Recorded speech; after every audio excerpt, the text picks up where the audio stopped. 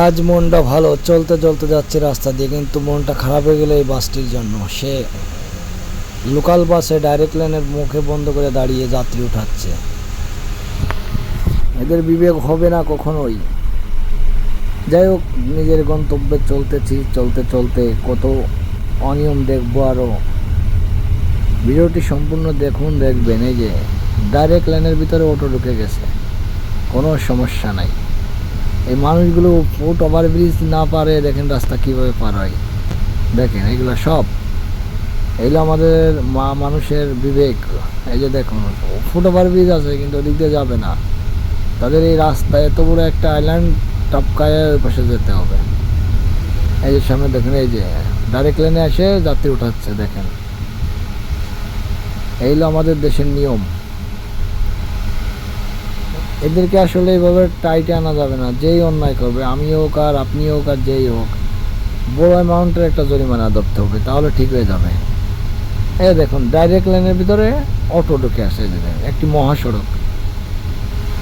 এসব মেনে নিয়ে যায়, কিছু করার নাই। এ দেশটা এমনই,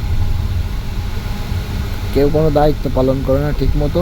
শুধু জনগণ ব্যাড ট্যাক্স দাও, আর যারা রাষ্ট্র ক্ষমতায় থাকবে তারা আঙ্গুল ফুলে কলা গাছ হও। এছাড়া আর কিছু বলতে পারলাম না। দেখুন সুন্দর রাস্তাটা, কত সুন্দর একটি রোড। চলছে তো চলছে এই গাড়ি, কিন্তু কিছু কিছু অনিয়ম রোডের সৌন্দর্যটাকে নষ্ট করে দিচ্ছে।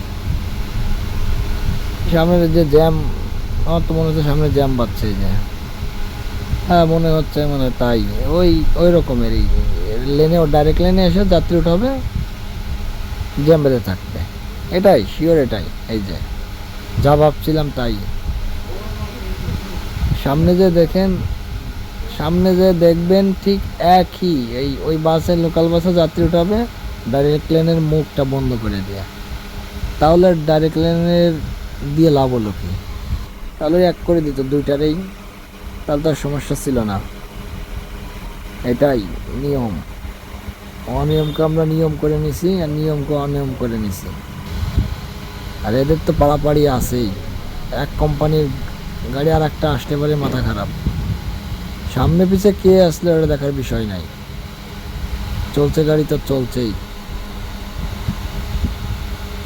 আসলে আমাদের সবার উচিত সতর্কভাবে চলাচল করা।